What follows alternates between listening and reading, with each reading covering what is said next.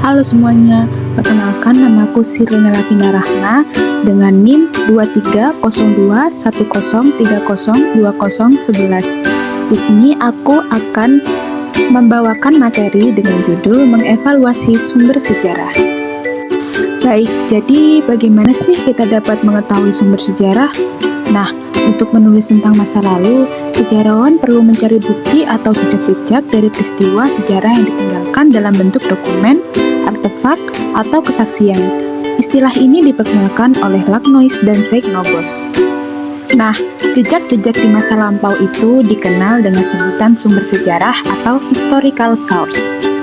Nah, jadi seorang sejarawan ini perlu mencari bukti atau jejak-jejak sebelum melakukan penelitian sejarah melalui sumber sejarah ini. Lalu, berdasarkan asal-usulnya, sumber sejarah ini dapat diklasifikasikan menjadi 3 bagian loh. Yang pertama ada sumber primer, yang kedua ada sumber sekunder, dan yang ketiga ada sumber tersier. Untuk selanjutnya, kita mulai membahas dari sumber primer terlebih dahulu ya. Selanjutnya, dari klasifikasi pembagian tadi, kita mulai dari yang pertama dulu ya. Yang pertama ada sumber primer. Apa sih yang dimaksud dari sumber primer ini? Sumber primer sendiri adalah sumber yang berasal langsung dari peristiwa yang diteliti, seperti dokumen asli, kesaksian langsung, atau benda yang terkait dengan peristiwa tersebut. Dan sumber primer ini juga merupakan sumber informasi yang belum diubah dan berasal langsung dari saksi mata. Jadi, inti dari sumber primer adalah bila mana ada sebuah sumber atau penulis yang langsung menyaksikan, mendengar sendiri, atau mengalami sendiri peristiwa yang dituliskan dalam sumber tersebut. Nah, sumber primer ini juga dapat dibagi menjadi 2 loh. Yang pertama ada sumber primer yang kuat, dan yang kedua ada sumber primer yang kurang kuat atau sumber primer kontemporer. Tadi sudah dijelaskan pada definisi dari sumber primer itu sendiri. Dalam definisi tadi juga sudah dicantumkan bahwa sumber primer ini memiliki 2 klasifikasi. Yang pertama ada sumber primer kuat, dan yang kedua ada sumber primer yang kurang kuat. Dari sumber primer kuat ini sendiri adalah sumber yang berisikan informasi yang berasal langsung dari pelaku atau saksi mata. Contoh dari pembagian sumber primer kuat adalah ada mantan Presiden Soeharto, yang mana Presiden Soeharto ini adalah sumber primer atau sumber lisan yang kuat. Nah, mengapa dikatakan kuat? Karena beliau mengalami peristiwa langsung yang terjadi pada masa itu, yakni kejadian Super Semar.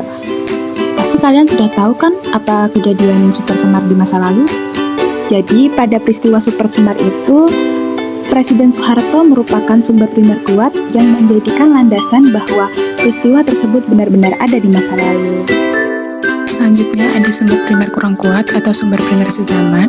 Sumber ini adalah sumber yang berasal dari periode yang sama, tetapi penulis atau pelapor tidak terlibat langsung. Bisa dilihat dari contoh di samping. Itu merupakan naskah yang mana naskah tersebut ditulis tapi melalui orang lain, dan orang lain tersebut tidak terlibat langsung pada peristiwa masa lampau. Selanjutnya, dari klasifikasi ketiga sumber tadi, ada yang kedua yakni adalah sumber sekunder. Sumber sekunder ini adalah hasil karya dari orang yang menulis atau berbicara tentang peristiwa tanpa mengalami secara langsung. Contohnya adalah buku sejarah yang didasarkan pada penelitian sumber primer. Bisa dikatakan sumber sekunder adalah sumber yang telah diolah terlebih dahulu, misalnya buku-buku, artikel, hasil kajian tentang suatu peristiwa, atau orang yang pernah mendengar suatu peristiwa dari orang lain yang menjadi pelaku sejarah. Selanjutnya ada karakteristik sumber sekunder. Nah, sebelumnya juga sudah dibahaskan bahwa sumber sekunder ini berasal dari orang yang tidak langsung menyaksikan atau mengalami peristiwa, tetapi seorang ini mendapatkan informasi dari sumber lain.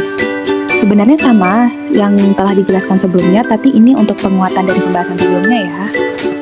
Ini adalah contoh dari sumber sekunder. Jadi gambar yang di samping ini merupakan sumber sekunder, yang mana sumber sekunder ini sudah diolah lebih lanjut seperti buku yang ada di samping ini.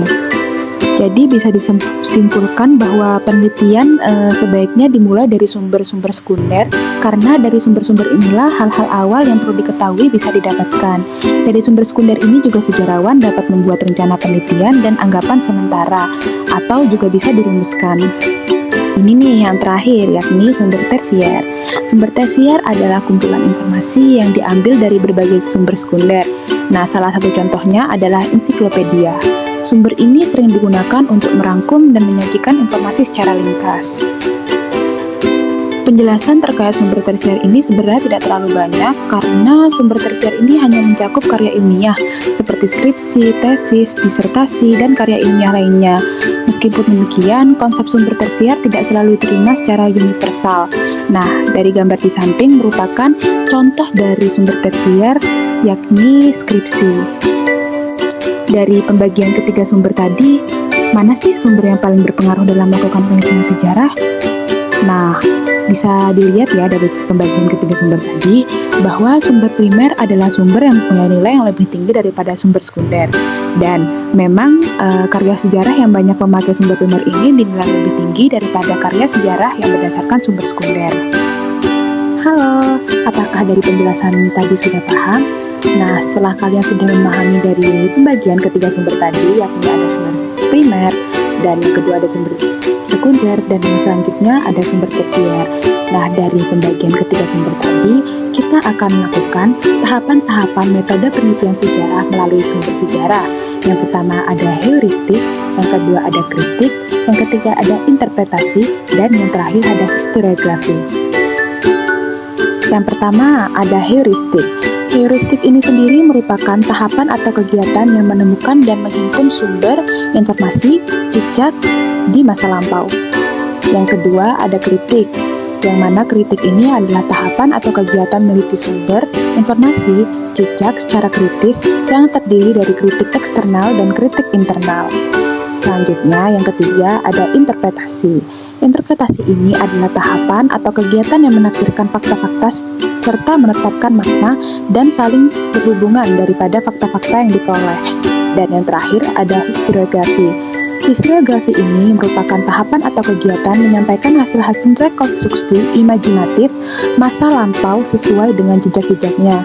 Dengan perkataan lain, tahapan historiografi ini adalah tahapan kegiatan penulisan, yang mana hasil penafsiran nanti berdasarkan fakta-fakta yang kita tuliskan dan menjadi suatu kisah sejarah yang selaras. Di sini kita akan membahas persoalan kemahiran dalam mengarang atau art of writing. Dari semua pembahasan yang telah kita bahas tadi, dapat disimpulkan bahwa kita dapat mengetahui sumber sejarah yang terbagi menjadi 3 kategori. Yang pertama ada sumber primer, yang kedua ada sumber sekunder, dan yang terakhir ada sumber tersier. Dari ketiga sumber ini masing-masing memiliki peran dan nilai yang berbeda-beda dalam penelitian sejarah. Metode sejarah juga melibatkan langkah-langkah penting yaitu heuristik, kritik, interpretasi, dan historiografi. Yang mana dari tahapan-tahapan ini tadi membantu sejarawan memahami dan menceritakan kembali peristiwa di masa lalu. Jadi, sangat penting untuk mengevaluasi yang cermat terhadap sumber-sumber yang memastikan bahwa narasi sejarah dapat dihasilkan dengan akurat dan dapat dipercaya. Terima kasih telah menyempatkan waktu untuk mendengarkan pembahasan yang saya berikan pada hari ini. Saya harap pembahasan saya tadi bermanfaat untuk kita semua. Saya Sirine Vina Rahma berharap kalian semua untuk memberikan saran serta masukan yang telah kalian dapatkan pada materi saya hari ini. Sekian dari saya, terima kasih.